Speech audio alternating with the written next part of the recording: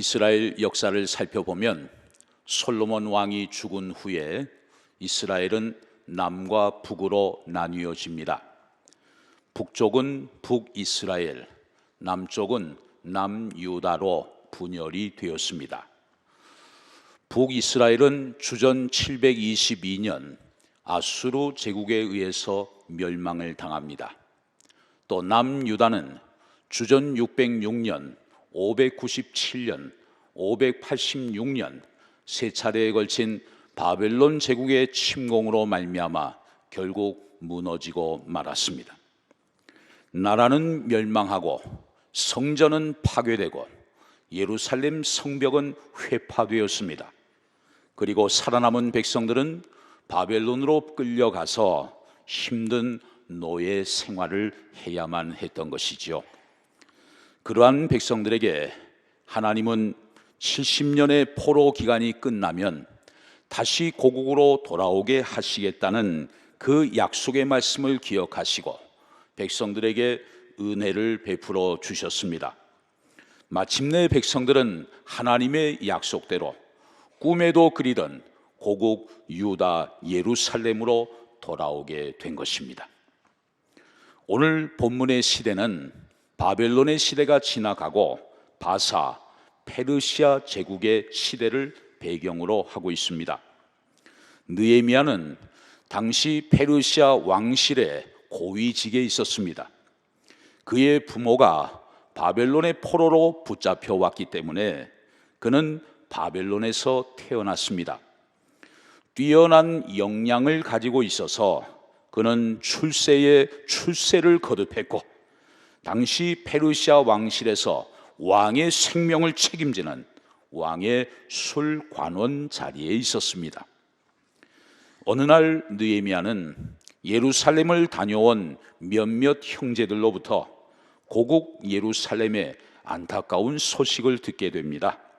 느헤미야 1장 3절에 보면 그들이 내게 이르되 사로잡힘을 면하고 남아있는 자들이 그 지방 거기에서 큰 환난을 당하고 능욕을 받으며 예루살렘 성은 허물어지고 성문들은 불탔다 하는지라. 예루살렘을 다녀온 형제들로부터 예루살렘 성의 처참한 소식을 듣게 됩니다. 그 땅에 남아있는 백성들이 환난과 능욕을 받고 있고 예루살렘 성벽은 허물어진 채 방치되어 있고 성문들은 다 불탔다는 그런 안타까운 소식이었어요. 그런 소식을 들은 느헤미야는 울고 슬퍼하면서 며칠 동안 금식하며 하나님 앞에 간절히 기도했습니다. 하나님의 도성 예루살렘을 회복하고 싶어하는 그런 간절한 마음이 느헤미야에게 생겨났습니다. 그래서 왕실에서의 안락한 생활을 다 내려놓고 예루살렘 성의 온전한 회복을 위해서 고국 유다 예루살렘으로 돌아가게 되었던 것입니다. 그런데 그곳에 가보니까 수많은 방해 세력들이 존재하고 있었습니다. 느헤미야가 하고자 하는 일을 조롱하고 회방했습니다. 그러나 하나님을 사랑하는 그 뜨거운 열정이 모든 장애물을 뛰어넘게 했습니다. 기초를 다시 세우고 허물어진 곳은 다시 보강하면서 느헤미야는 마침내 그 예루살렘 성벽을 아름답게 재건할 수 있었던 것입니다. 오늘 본문에 보면 예루살렘 성벽이 재건된 후에 백성들이 다 함께 수문 앞 광장에 모였습니다. 왜 모였을까요? 하나님의 말씀을 듣기 위해서였습니다. 삶의 외적인 조건을 갖추는 것도 중요하지만 그보다 더 중요한 것은 신앙의 회복, 영적인 회복이라는 사실을 저들은 알았기 때문이에요. 성을 건축하는 것도 중요하지만 허물어진 믿음을 다시 세우는 것이 더 중요하다는 사실을 저들은 깨달았기 때문이에요. 심령이 황폐해지고 영혼이 하나님에게서부터 멀어지면 비록 모든 것이 세워져 있다 하더라도 결국 다 허물어지고 만다는 사실을 백성들은 절실히 깨달았습니다. 또 영적으로 강건하게 세워지지 않는다면 언제라도 그들은 다시 무너질 수밖에 없다는 사실을 저들은 마음 깊이 기억하고 있었습니다. 그래서 백성들은 지금 수문 앞 광장에 함께 모이게 된 것이지요. 여러분, 우리 민족은 지난 70년 동안 화려하게 성벽을 쌓아 올렸습니다. 대한민국이 정말 전쟁 폐허국이 맞는가 싶을 정도로 그동안 우리는 눈부신 경제 성장을 이루었고 국제사회에서 그 위상도 아주 높아졌어요. 물론 아직도 우리 주변을 살펴보면 어렵고 힘든 분들이 많이 있습니다만 보릿고개를 경험했던 앞의 세대에 비한다면 우리는 지금 너무나도 풍요로운 삶을 살아가고 있는 것입니다. 예전에는 우리가 외국에 나가 탄광에서 일을 하고 남의 나라 사람들의 시신을 닦아주고 그러면서 온갖 굳은 일들을 감당하며 외화를 벌어와서 국가의 경제를 일으켰던 때가 있었어요. 그러나 지금은 여러 나라의 외국인들이 오히려 우리나라 땅으로 찾아와서 소위 코리안 드림을 꿈꾸는 그러한 역전의 시대가 되었습니다. 대한민국의 위상이 정말 크게 높아졌고 전 세계에 부러움을 살 만큼 외적으로 화려한 대한민국이 되었습니다. 그러나 여러분, 지금 우리나라의 내적인 현실은 어떻습니까? 대한민국 곳곳에서 흔들리며 무너지는 소리가 요란하게 들리고 있습니다. 가난에서는 벗어났는데 국민소득은 예전에 비하면 훨씬 더 많아졌는데 오히려 가정이 깨지고 있습니다. 교회가 텅텅 비어가고 있습니다. 정신적인 질병에 시달리는 사람들이 왜 그렇게 많이 늘어나는지 몰라요. 빈부격차와 인간성 파괴에 쏘는 끔찍한 범죄와 반사회적인 문제들이 더욱더 심각해지고 있지 않습니까? 하나님의 창조 질서를 거부하는 젊은이들이 동성애에 빠지고 있고 도시 한복판에서 소위 퀴어 축제를 버젓이 즐기고 있어요. 그 옛날 소돔과 고모라 성의 타락을 우리나라가 능가하고 있습니다. 하나님보다 만몬을 더 신으로 숭배하면서 영적으로 타락하고 도덕적으로 부패해버린 그 악취가 온 나라에 지금 진동하고 있어요. 어느 누구도 나라 안의 심각한 문제들에 대해 결코 해답을 제시할 수 없는 참으로 무기력한 상황 속에 지금 대한민국이 처해 있는 것입니다. 이러한 때에 오늘 우리는 수문 앞 광장에 모여있는 이스라엘 백성들을 만나게 됩니다. 흔들리는 영적 기초를 다시 놓기 위해서, 무너진 영혼의 성벽을 다시 쌓기 위해서 겸손한 마음으로 하나님의 은혜를 구하며 모여있는 이스라엘 백성들의 아름다운 모습을 보게 되는 것이죠. 이스라엘 백성들이 수문 앞 광장에 모였던 날은 바로 나팔절 절기였습니다. 이스라엘의 새해는 우리와는 좀 다르죠. 유대력으로 7월 티슈리월부터 새해가 시작됩니다. 유대력으로 7월은 우리나라의 가을, 추석 전후의 시기입니다. 금년에는 10월 2일부터 이스라엘의 새해가 시작됐습니다. 나팔절은 그 7월의 첫 번째 날이에요. 그러니까 나팔절은 한 해의 시작일입니다. 이 새해 첫날을 하나님 앞에 온전히 드리면서 백성들이 수문 앞 광장에 모였던 것입니다. 이 날에는 뿔 나팔을 불었습니다. 예루살렘 성내에 나팔 소리가 길게 울려 퍼졌습니다. 이 나팔 소리의 의미는 이렇습니다. 여러분, 첫날을 하나님 앞에 드립시다. 하나님께서 지켜주시지 않으면 우리는 절대로 살아갈 수가 없습니다. 우리 모두 잠에서 깨어나서 창조주 하나님을 바라봅시다. 그림자와 같은 헛된 것을 쫓느라 더 이상 인생을 허비하지 말고 오직 살아계신 하나님만을 의지하며 다시 믿음으로 새로워지십시다. 나팔 소리가 이런 의미를 담아서 길게 울려 퍼질 때 사람들은 그 소리를 듣고 수문 앞 광장으로 모여들었습니다. 인간의 삶을 주관하시는 하나님이 나를 도와주시지 않으면 내 수고는 다 헛된 것이고 우리는 결코 바로 설 수 없다는 사실을 고백하면서 주의 백성들이 광장으로 함께 모였던 것입니다. 그리고 모인 사람들은 다 하나님의 은혜를 충만히 받았습니다. 그로 인해서 세 가지 결과가 나타나게 되었어요. 첫 번째는 백성들에게 말씀의 부흥이 일어났습니다. 자, 본문 1절 하반절에 보면 모든 백성이 학사 에스라에게 여호와께서 이스라엘에게 명령하신 모세의 율법책을 가져오기를 청했다고 말씀합니다. 제사장님, 우리에게 하나님의 말씀을 좀 들려주십시오. 백성들은 제사장이요 학자였던 에스라에게 하나님의 말씀을 가져와서 설교해달라고 부탁을 합니다. 왜? 하나님의 말씀을 먹지 않으면 절대로 살아갈 수 없다는 것을 백성들은 온 마음으로 느끼고 있었기 때문이에요. 새벽부터 오전 내내 그 말씀을 귀를 기울이면서 자신들의 삶을 새롭게 하려고 했던 백성들의 모습을 볼 때 정말 깊은 감동을 받지 않을 수가 없어요.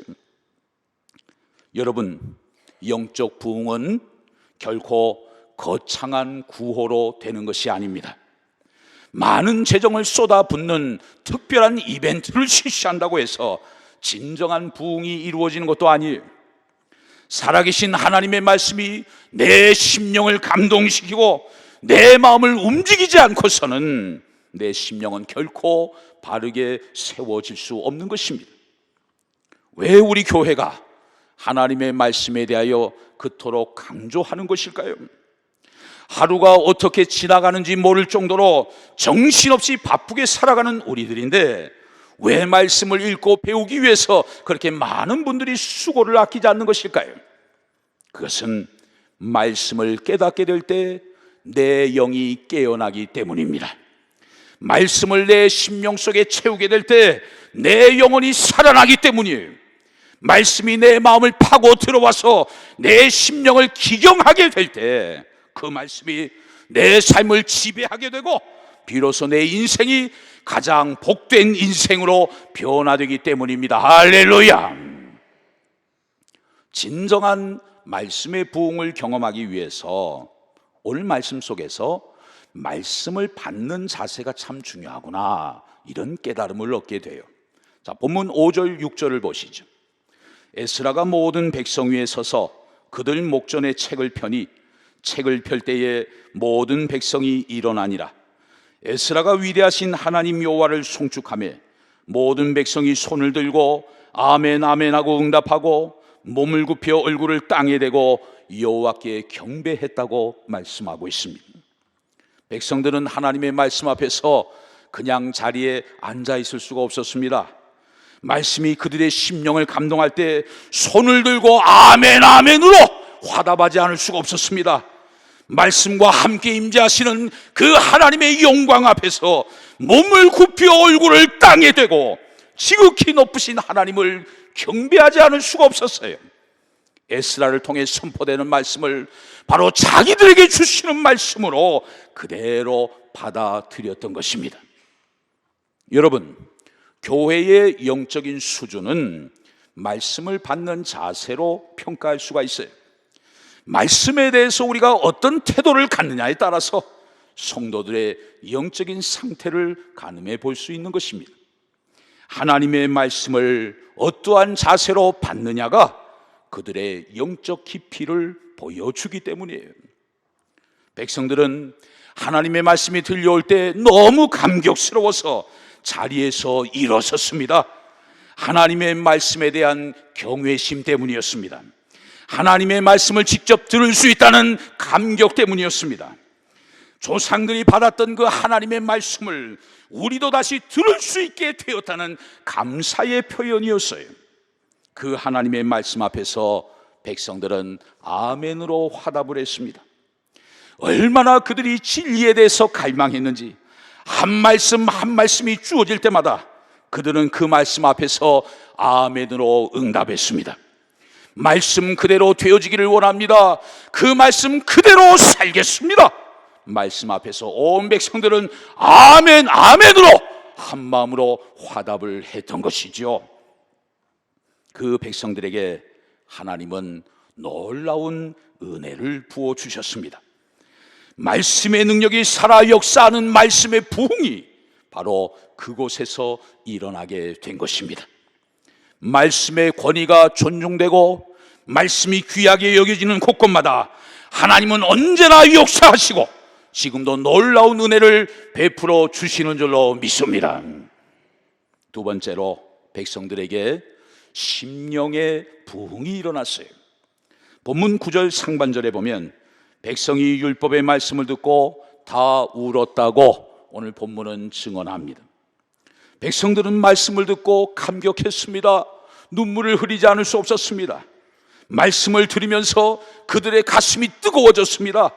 말씀이 그들의 마음을 파고 들어왔고 그 말씀의 능력이 백성들의 마음을 크게 감동시켰던 것이죠. 여러분, 오늘날 우리도 마찬가지입니다. 우리의 심령이 하나님의 말씀으로 뜨거워지지 않는 한 진정한 부흥은 이루어질 수 없습니다. 오늘 하나님의 말씀이 내 마음을 파고들지 않으면 우리는 결코 하나님의 사람으로 새로워질 수 없는 것입니다. 말씀을 듣고 감격하여 눈물을 흘리는 그 심령의 부흥의 은혜가 오늘 여러분에게 충만히 임하게 되시기를 주의 이름으로 축복합니다. 세 번째로 백성들에게 변화의 부흥이 일어났어요. 본문 13절에 보면 이튿날입니다. 백성들의 지도자들이 다시 그곳에 모였습니다. 모인 이유는 율법의 말씀을 밝히 알아보기 위해서였어요. 말씀을 보는 가운데 특별히 하나님의 명령을 하나 발견하게 됩니다. 무슨 명령인지 본문 14절을 보시죠. 율법에 기록된 바를 본즉 여호와께서 모세를 통하여 명령하시기를 이스라엘 자손은 일곱째 달 절기에 초막에서 거할지니라 하였고. 어떤 명령입니까? 백성들은 초막절에 초막에서 거해야 한다, 그런 명령이 기록되어 있었어요. 초막절에는 초막에서 거해야 한다. 아까 유대인의 새해는 7월 티슈리얼부터 시작된다고 말씀드렸습니다. 나팔절은 언제입니까? 7월 첫째 날 7월 1일. 초막절은 7월 15일부터 일주일 동안을 지키게 돼요. 지난 포로 생활 기간 동안 잊고 있었던 말씀, 아니 전혀 들어보지도 못한 말씀을 백성들이 그 율법책을 통해 발견하게 된 거예요. 초막에 거하라는 말씀은 조상들이 40년 동안 광야에서 장막 생활한 것을 기억하면서 너희들도 나뭇가지로 초막을 짓고 그 초막 안에 거하라는 하나님의 명령이었어요.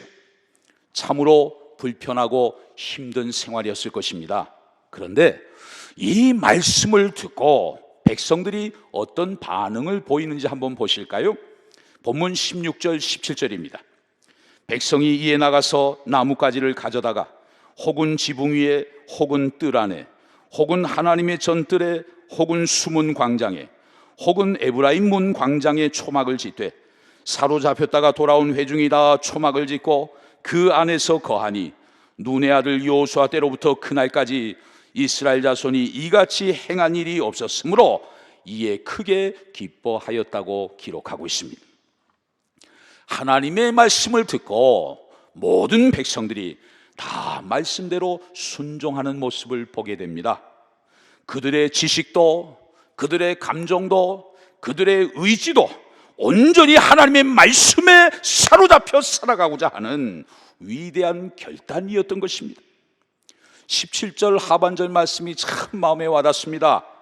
여호수아 때로부터 그날까지 이스라엘 자손이 이같이 행한 일이 없었으므로 이에 크게 기뻐하였다.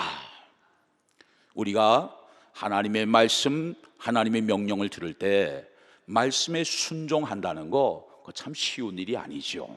그러나 힘들고 어려움을 무릅쓰고 말씀에 철저히 순종할 때 하나님이 부어주시는 기쁨이 있다는 거예요. 여러분, 신앙생활은 내가 원하는 대로 마음대로 하는 게 아닙니다.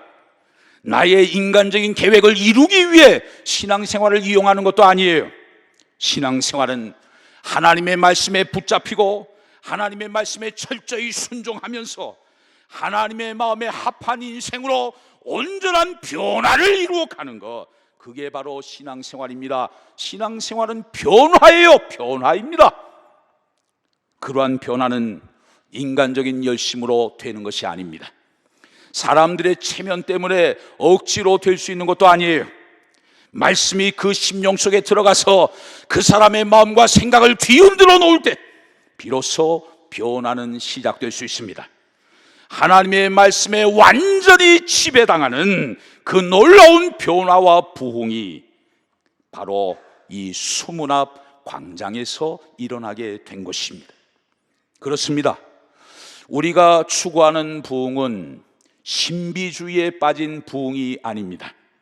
내가 해야 할 일을 망각해버리고 환상에 빠져 둥둥 떠다니는 그런 비현실적인 부흥도 아닙니다. 우리가 추구하는 진정한 부흥은 무엇일까요? 그것은 하나님의 말씀을 통해 우리의 마음이 뜨거워지고 그 말씀에 감격해서 하나님이 말씀하시는 것은 무엇이든지 순종하고 그 순종을 통해 삶의 모습이 바뀌어지는 우리 삶의 참된 변화를 의미하는 것입니다. 이러한 변화의 부흥이 오늘 여러분에게도 일어나게 되시기를 주의 이름으로 축복합니다. 사랑하는 성도 여러분, 지금 우리가 직면해 있는 국제 정세는 그 어느 때보다도 혼란스럽고 너무나 어지러운 상황 속에 처해 있습니다. 당장이라도 온 세계가 3차 세계대전 핵전쟁으로 빠져들어갈 것 같은, 그래서 세상이 곧 종말을 맞이할 것 같은 참으로 무섭고 두려운 공포가 우리에게 몰려오고 있습니다. 이러한 때 오늘의 어려움을 능히 감당하고 앞으로 나아가기 위해서 우리는 과연 어떻게 해야 할까요? 무엇보다도 영적 회복의 승부를 걸어야 합니다. 졸고 자던 안일한 신앙생활에서 이제는 깨어 일어나야 합니다. 말씀과 기도를 통해 살아계신 하나님을 인격적으로 만나야 합니다. 하나님이 부어주시는 말씀의 떡과 성령의 생수를 먹고 마시면서 지쳐 쓰러져 있는 로뎀나무 아래에서 우리 모두 다시 일어서야 하는 것입니다. 이 일을 위해서 우리는 내일부터 한 주간 동안 느보산 특별 새벽 기도회로 모이게 되겠습니다.